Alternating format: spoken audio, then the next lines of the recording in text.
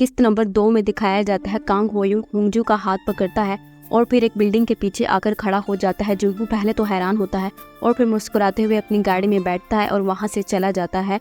होंगजू Kong होयुन का शुक्रिया अदा करती है और बोलती है, मैं सामने वाली बिल्डिंग में काम करती हूँ और उसके साथ ही वाली बिल्डिंग आपके अंकल की है, इसलिए आज हमारा टकराव हो गया था। उसके बाद होंगजू कांग होयुन को बोलती है, आज के लिए तुम्हारा बहुत बहुत शुक्रिया। तो कांग होयुन होंगजू को बोलता है, आज के वाक़े के बाद हम दोनों ऐसे प्रिटेंड करेंगे जैसे कुछ हुआ ही नहीं। तो होंगजू कहती है, बिल्कुल हम ऐसे ही प्रिटेंड करेंगे, और उसका शुक्रिया अदा करती है और वहाँ से चली जाती है। होंगजू कंपनी की CEO के पास आती है और आकर बोलती है, मैं जुनहो के साथ काम नहीं करना चाहती। तो कंपनी की CEO होंगजू को बोलती है, तुम काफ़ी लंबे अरसे से एक वीडियो पर काम करना चाहती थी और जब कंपनी ने तुम्हें ये मौका दिया है तो तुम मना कर रही हो, अच्छी तरीके से सोच लो फिर इनकार करना। और ये कहकर वहाँ से चली जाती हैं। होंगजू पलट कर जुनहो के दिए हुए स्क्रिप्ट को देखने लगती है। कांग होयुंग अपने अंकल वुक से मजीद जुनहो के बारे में पूछता है तो अंकल वुक बताते हैं जुनहो का असल नाम मिस्टर बैंग जुनहो है, जो कि काफ़ी फेमस नोवेल राइटर है। कांग होयुंग अंकल वुक की बात सुनकर एकदम शौक में चला जाता है और उसे याद आता है जब वो लोग स्कूल के ज़माने में थे तो होंगजू को मिस्टर बैंग के नोवेल बहुत ज़्यादा पसंद थे। इवन लाइब्रेरी में जब होंगजू सो रही होती है तो कांग होयुंग ने जिस असाइनमेंट पे काम किया होता है वो भी मिस्टर बैंग का ही असाइनमेंट होता है। मतलब होंगजू अपने स्कूल के ज़माने से ही 10 साल पहले से ही मिस्टर बैंग जुनहो की दीवानी थी। कांग होयुंग माजी में झांकता है जहाँ पर 10 साल पहले का सीन दिखाया जाता है।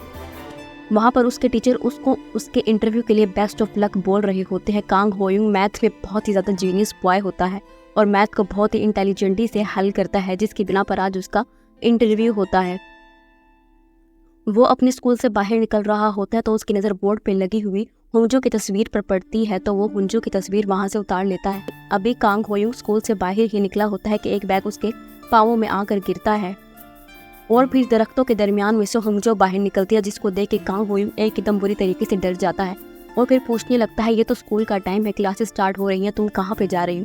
तो होंगजू बोलती है कि तुम्हारा मसला नहीं है, मेरी तबीयत ख़राब है, मैं रेस्ट करने के लिए घर जा रही हूँ, और ये कहकर वहाँ से चली जाती है।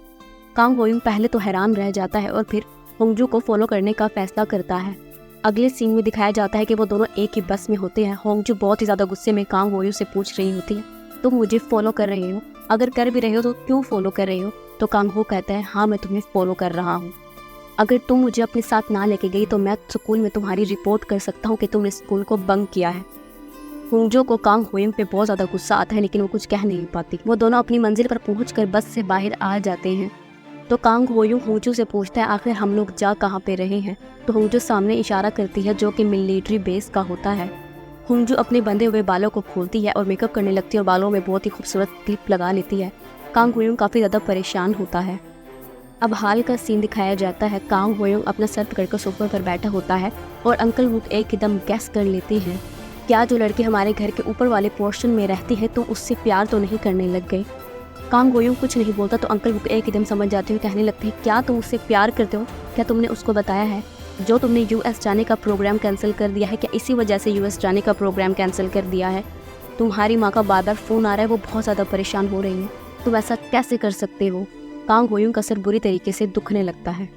रात का वक्त होता है। अंकल वो कांग होयुंग के पास आते हैं और आकर कहते हैं, तुम्हारी मदर की बार बार US से कॉल आ रही है, वो चाहती है कि तुम्हारा काम कोरिया में ख़त्म हो चुका है, तुम US वापस चले जाओ। तो कांग होयुंग कहते हैं, अपनी मॉम को मैं खुद हैंडल कर लूँगा, और ये कहकर वहाँ से बाहर आ जाता है और वॉक करने लगता है। इत्तेफाक से उसी वक्त होंगजू की भी काम से छुट्टी हो चुकी होती है और वो भी कांग होयुंग के पीछे वॉक कर रही होती है। कांग होयुंग नोट कर लेता है और कहता है, तुम यहाँ पर क्या कर रही हो? तो होंगजू बोलती है, मेरा अभी अभी ऑफ हुआ है, मुझे भूख लगी है, क्या हम फ्राइड चिकन खाने के लिए रेस्टोरेंट में चलें? अगले सीन में दिखाया जाता है कांग होयुंग रेस्टोरेंट में बैठकर होंगजू को घूर रहा होता है, क्योंकि होंगजू ने हाईजी को भी इनवाइट कर लिया होता है डिनर के लिए। हाईजी काफ़ी सरप्राइजली वहाँ बैठी होती है और बोल रही होती है, मुझे यकीन नहीं आ रहा मैं कांग होयुंग तुम्हारे साथ डिनर करने लगी हूँ, क्या किस्मत है मेरी, शायद किस्मत भी हम दोनों को मिलवाना चाहती है। जबकि कांग होयुंग को होंगजू पर बहुत ही ज़्यादा गुस्सा आ रहा होता है और वो कहता है, 10 साल हो गए हैं, 10 साल, लेकिन तुम बिल्कुल भी नहीं बदली, तुम पहले की तरह क्यूट और स्टूपिड हो। होंगजू को कांग होयुंग की बात सुनकर बहुत ही ज़्यादा गुस्सा आता है और वो कहती है, तुम्हारी एक कॉल पर मैं तुम्हें लेकर सियोल घुमाने के लिए गई, तुम्हारी फ़ोटोज़ क्लिक की, तुम्हारी हेल्प की, और आज तुम मुझे स्टूपिड बोल रहे हो। होंजू को इतना ज़्यादा गुस्सा आता है कि वो वहाँ से उठती है, उन दोनों को डिनर के लिए बेस्ट ऑफ लक बोलती है और रेस्टोरेंट से बाहर चली जाती है। कांग हो पलट कर होंजू को जाता हुआ देखने लगता है। हाईजी को कांग होयूं का रवैया काफ़ी ज़्यादा रूड लगता है और कुछ अजीब भी लगता है, तो वो कहती है अगर तुम माइंड न करो मैं तुमसे एक सवाल पूछूं, क्या तुम होंजू को पसंद करते हो? कांग होयूं कोई भी जवाब नहीं देता, तो हाईजी काफ़ी ज़्यादा परेशान हो जाती है, कहने लगती है तो तुम वाकई उसे पसंद करते हो? कब से पसंद करते हो? क्या तुम उसे स्कूल के टाइम से पसंद करते हो? कांग होयूं कुछ भी रिप्लाई नहीं देता, तो हाईजी काफ़ी ज़्यादा डिप्रेस्ड हो जाती है और फिर थोड़ी देर बाद हाईजी भी उठकर वहाँ से चली जाती है। कांग हो अपने घर आ चुका होता है और काफ़ी ज़्यादा डिप्रेस्ड होता है और सोफे पर लेट जाता है। उससे उसकी मोम का मैसेज रिसीव होता है, तुम्हारा काम कोरिया में ख़त्म हो चुका है, यूएस वापस आ जाओ। दूसरी तरफ होंजो भी काफ़ी ज़्यादा परेशान होती है और उसे अजीब सी फीलिंग आ रही होती है कि उसे कांग होयूं और हाईजी को साथ नहीं छोड़ना चाहिए था, पता नहीं वो दोनों साथ बैठकर क्या कर रहे होंगे। दरअसल होंजो के दिल में भी कांग होयूं के लिए फीलिंग आ चुकी होती है। वो अपने रूम में आ जाती है और फिर एक बॉक्स को खोल कर तस्वीरें देखने लगती है जो कि जुनहो की होती है। माजी का सीन दिखाया जाता है जब होंजो कंपनी के सीईओ के पास इंटरव्यू देने के लिए जाती है और उनसे वादा करती है उसकी ज़िंदगी में चाहे कितनी भी मुश्किलात आ जाए वो हमेशा इस कंपनी के लिए काम करेगी और इस कंपनी को तरक्कियों की बुलंदियों पर पहुंचाएगी। उसी रात होंजो एक फैसला लेती है और अगली सुबह तैयार होकर तेजी के साथ कंपनी की सीईओ को बोलती है, मैंने आपसे कहा था कि मैं जुनहो के साथ काम नहीं करूंगी, मैं अपना डिसीजन वापस लेती हूँ। मैं अपनी ज़िंदगी की पहली एनिमेशन वीडियो क्रिएट करने लगी हूँ, मुझे फ़र्क नहीं पड़ता कि उसका स्क्रिप्ट राइटर कौन है। दूसरी तरफ कांग होयूं भी अपनी मोम के दबाव में आकर कोरिया छोड़ने का फैसला कर लेता है। अंकल वोक को बाय बोलता है और टैक्सी में बैठकर एयरपोर्ट की तरफ निकल पड़ता है। अब माजी में 10 साल पुराना ही सीन दिखाया जाता है। जब होंजो और कांग होयूं मिलिट्री बेस के बाहर खड़े होते हैं तो मिलिट्री मैन उन्हें बताता है, जिस इंसान से मिलने के लिए आप यहाँ पर आए उस शख्स का ट्रांसफ़र हो गया है और कहाँ ट्रांसफ़र हुआ है ये हम आपको नहीं बता सकते। ये सारी बात सुनकर होंजो का दिल बहुत बुरी तरीके से टूट जाता है। कांग होयूं उसको लेकर एक रेस्टोरेंट में आता है और नूडल्स ऑर्डर करता है। वहीं पर होंजो का सबर जवाब दे जाता है, वो बुरी तरीके से रोने लगती है और कहने लगती है, मैं इतनी दूर से सिर्फ मिस्टर बैंक से मिलने के लिए आई थी, आज मुझे उसको बताना था कि मुझे उनसे कितना ज़्यादा प्यार है, ऐसे कैसे हो सकता है कि वो यहाँ पर है ही नहीं। कांग होयूं होंजो को बुरी तरीके से रोता हुआ देखकर कहता है कि चलो मिलिट्री वापस जाते हैं, जाकर आर्मी से बात करते हैं। कांग होयूं अब की दफ़ा मिलिट्री आर्मी से बात करता है और कहता है कि आप हमें बता सकते हैं कि मिस्टर बैंक का ट्रांसफ़र कहाँ पर हुआ है। तो आर्मी ऑफिसर बोलता है ये सीक्रेट मैं आप दोनों को बता रहा हूँ। तो मिलिट्री ऑफिसर बोलता है मिस्टर बैंक का ट्रांसफ़र बॉर्डर जोन में हो चुका है, अब वो 6 महीने तक किसी से भी नहीं मिल पाएंगे। होंजो का सदमे के मारे बुरा हाल हो जाता है और वो बुरी तरीके से शौक में चली जाती है। वो दोनों नाकाम सियोल लौटने के लिए बस स्टैंड की तरफ जा रहे होते हैं। उसी वक्त उनको अपनी लास्ट बस नज़र आती है। वो तेज़ी से बस के पीछे भागने लगते हैं। होंजो का पाँव फिसलता है और वो ज़मीन पर गिर जाती है। कांग होयूं उसको उठाने के लिए जाता है तो बस वहाँ से निकल जाती है, मतलब उन्होंने सियोल जाने की आखिरी बस मिस कर दी होती है।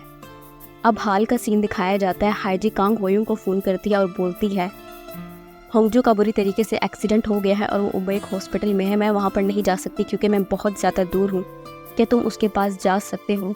कांग होयूं तेज़ी से अपने ड्राइवर को हॉस्पिटल गाड़ी मोड़ने का बोलता है। कांग होयूं हॉस्पिटल पहुँच जाता है और रिसेप्शनिस्ट से पूछकर जब वो होंजो को देखता है तो काफ़ी ज़्यादा परेशान हो जाता है क्योंकि उसके पैर पर और सर पर बहुत बुरी तरीके से चोट लगी होती है। होंजो बेहोशी में ही एक सपना देखती है जब वो बच्ची होती है। उसके स्टेप फादर बोल रहे होते हैं, मैं चाहता हूँ कि तुम होंजो को या तो किसी यतीम खाने भिजवा दो या उसके फादर की साइड की फैमिली के पास भिजवा दो। होंजो बुरी तरीके से परेशान हो जाती है और फिर ऐसे प्रिटेंड करती है जैसे कुछ हुआ ही नहीं, हालांकि उसे बहुत ज़्यादा तकलीफ होती है।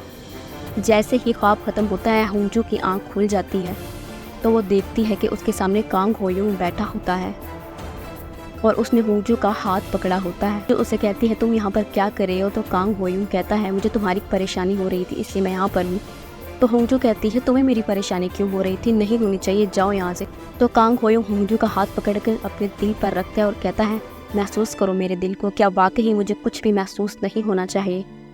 कांग होयूं का दिल बुरी तरीके से धड़क रहा होता है और होंजो इस सारी कंडीशन पर शॉक में रह जाती है।